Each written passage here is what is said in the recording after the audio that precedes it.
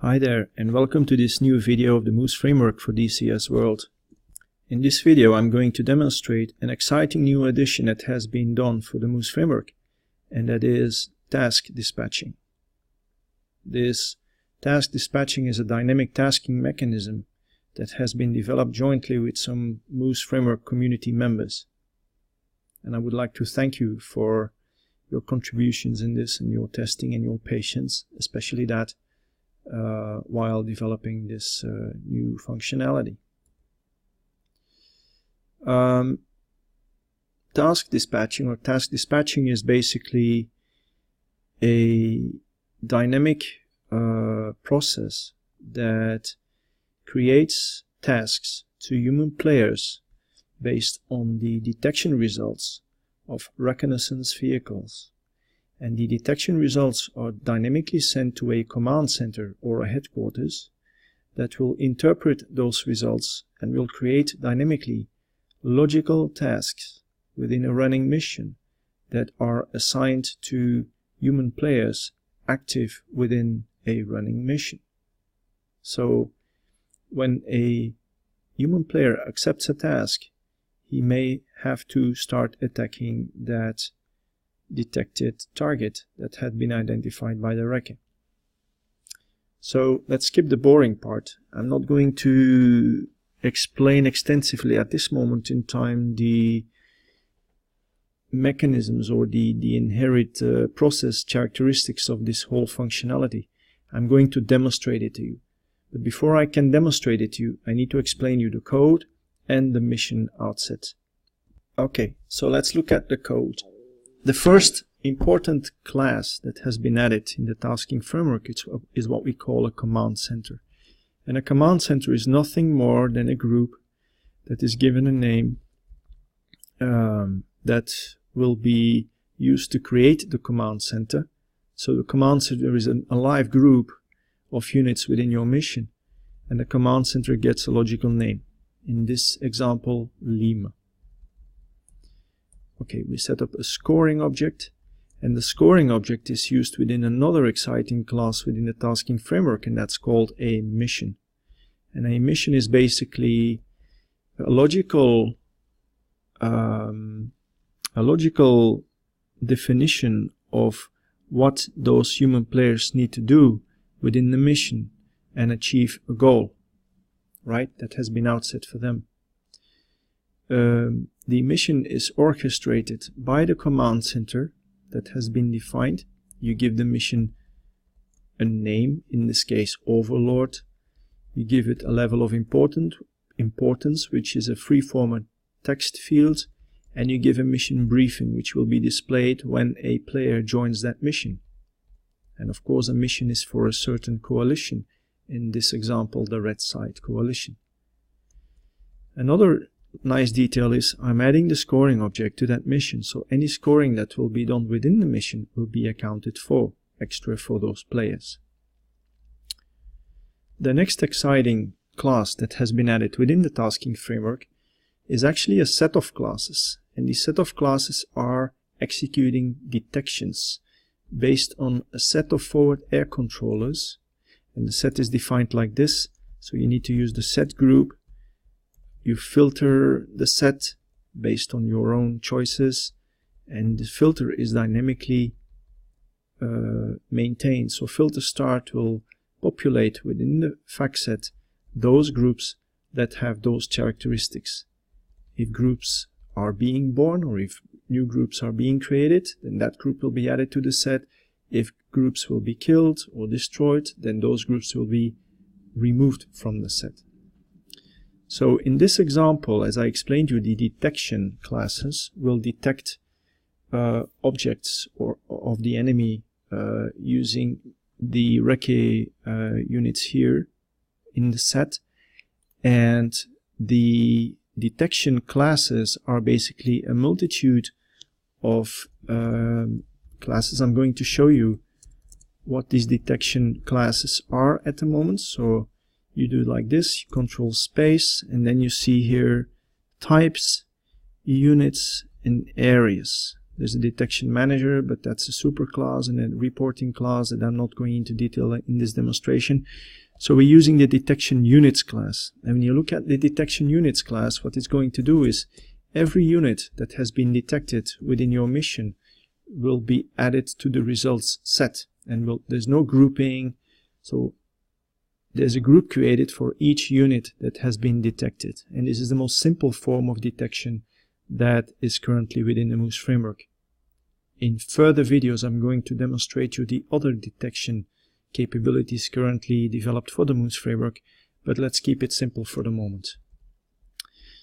The next exciting, and that's basically the goal of this whole demonstration, is I'm going to demonstrate you a new class that has been added, which is called a task dispatcher.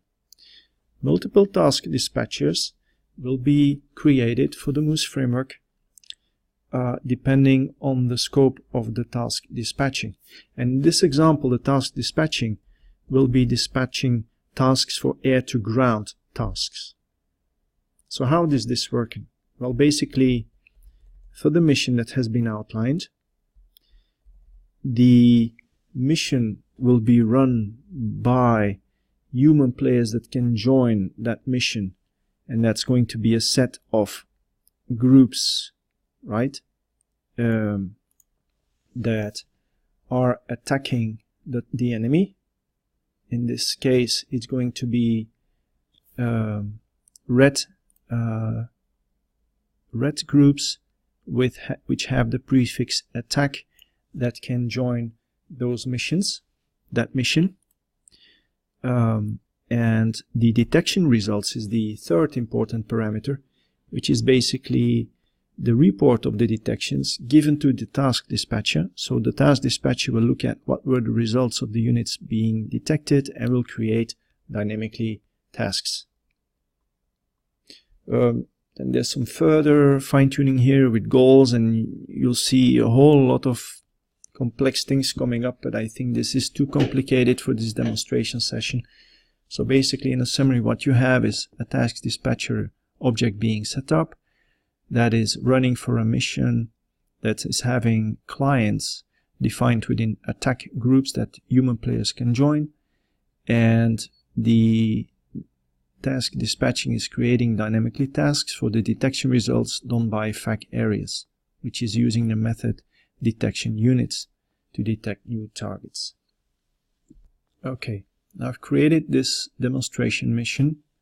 Basically what you have here is, and let me show you what these clients are. So clients, red clients, airplanes, and a helicopter, right, have been defined that can be joined to attack the blue targets here, right? So these are those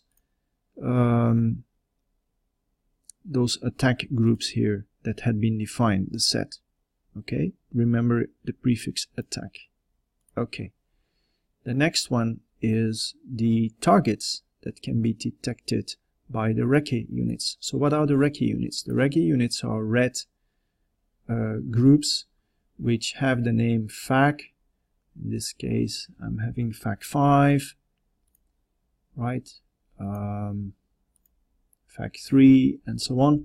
So these groups are continuously detecting for new targets, and that was defined here. FAC for the red coalition filter start, and that's being given as a parameter to the detection units object, which is then given as the third parameter to the task dispatching. Okay, nothing really complicated, is it? So basically what I will be able to do is, when that mission is starting, I will be able to join the helicopter, and I will wait until one of those FAC groups, forward air controllers, are detecting new targets, which is going to be the blue ones. These are dynamically driving around the battlefield.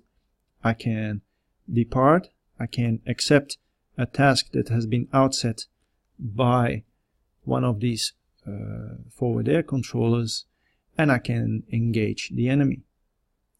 And once I score, or once I destroy one of those enemy targets, my mission will progress, and you'll see some messages coming up. while executing the mission. So let's fly. Right, so I have arrived within the mission, and before I'm going to start the mission, here are the units available. So I have a helicopter and I have 3 Su-25Ts set at various locations. And the idea is basically that these 4 units will be able to join one of those tasks set out by the command center or by the task dispatcher, excuse me. So because they belong to the same group executing that mission, right? So I'm going to join the helicopter, and I'm going to wait until one of the reconnaissance forward air controlling vehicles will detect enemies, will report those enemies, and once I see the report, I can join the menu system within the helicopter to select one of those set of those tasks that had been defined under the mission, under the command center, and start engaging the target enemy. Right, so here I am seated within the helicopter. When I go to the map mode and I browse, you see the mission from higher level executing, and you see this little forward air controller driving on the road, right? It's doing not much, it's just driving, but it's going to do a recce of those units here, and it's going to report it. So let's await that report. Here we are. So let me freeze this a little bit. What you see here is you got the headquarters Lima, remember, reporting to group headquarters. Headquarters reporting. There's some planned tasks for mission overload. And then you see here 3 categories of tasks: C tasks, CAS tasks, and BAI tasks. For the moment, air-to-ground dispatching creates 3 different types of tasks, and that's depending on where the enemy is and what the kind of target was that has been detected. C tasks are targets that contain radars that are emitting. So any anti-radiation missile can then head to those targets. CAS tasks and BAI, close air support or battle air interdiction, air interdiction I think it is. Basically, the difference between those two is when you have a enemy detected by a FAC and there is within a 6-kilometer range another friendly or another enemy located, then there is a danger when you start bombing those targets that other enemies will engage with you. So that's why these tasks are being classified as close air support. And when there's no enemy within, so from the target that has been detected, if there's no enemy within a range of 6 kilometers, then those will become BAI tasks. Another interesting thing is this: between detection runs you'll see the changes appearing.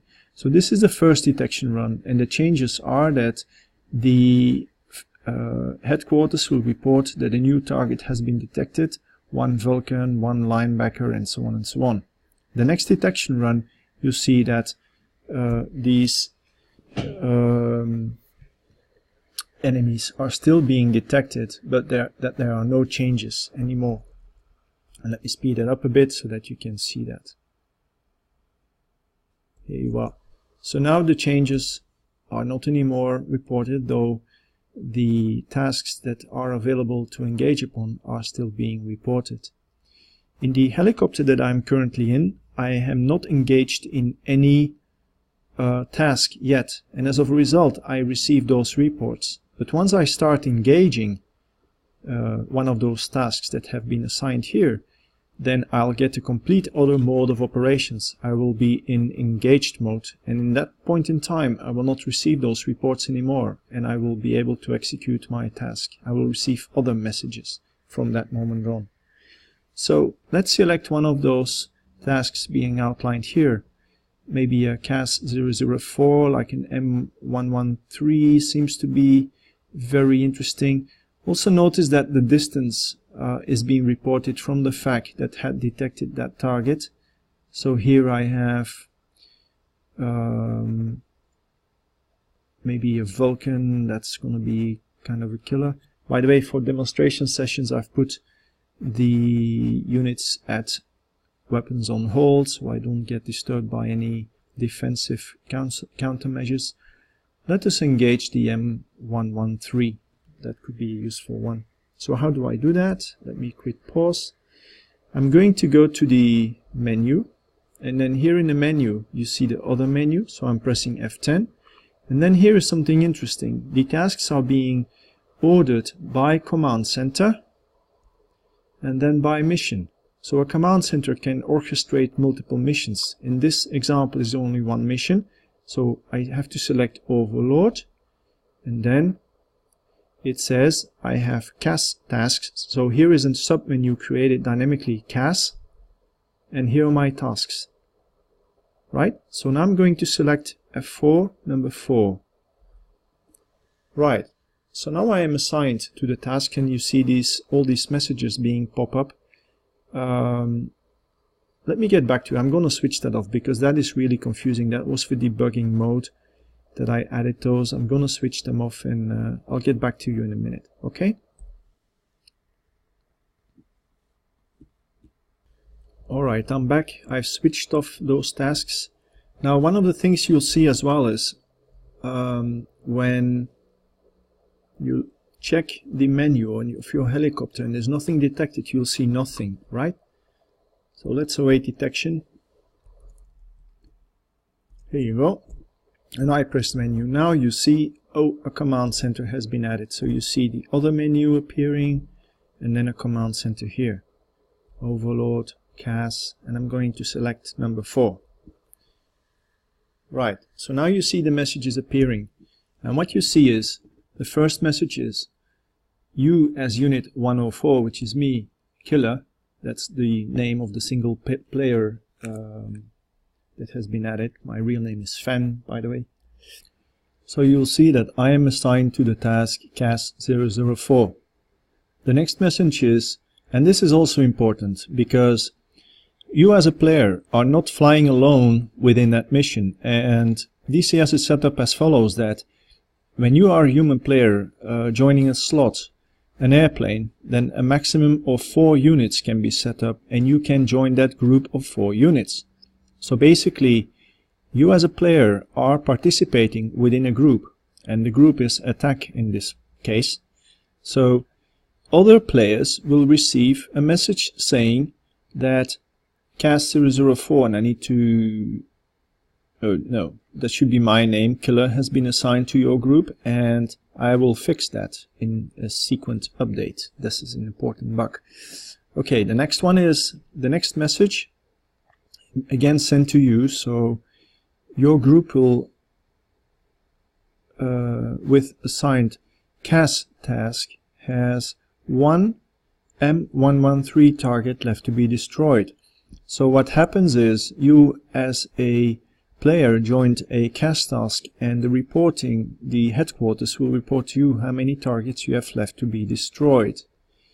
And then here you see, and this is, I'm going to make this more flexible to the mission designers, but for the moment what you'll see is a route that gives you the coordinates in degrees and the distance that you need to fly towards the target. But as I said, this can be done in many ways, in different frequencies, or even it can be opted not to give that message at all, right? But for this moment, you'll see the routing message being popped up. I'm going to fly that mission. Let me take my joystick.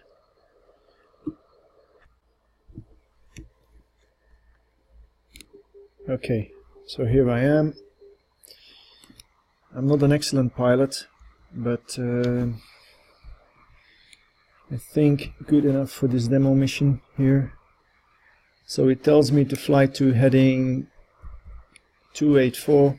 By the way, I'm not using any fancy track IR for the moment. Okay, let me fly to that target. Good. Here we are.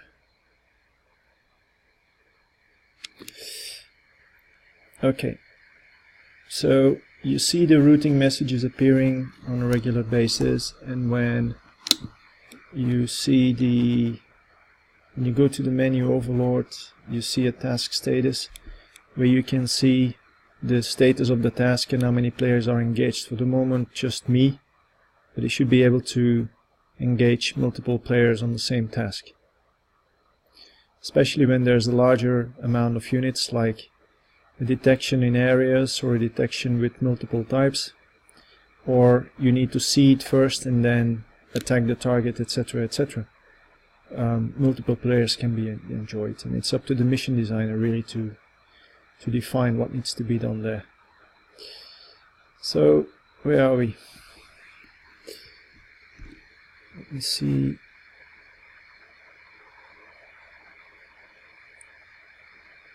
Okay, I think we're near.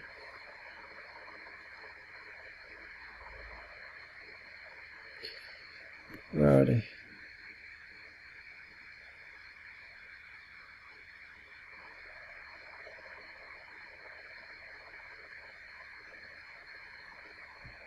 Oh, there they are. Good.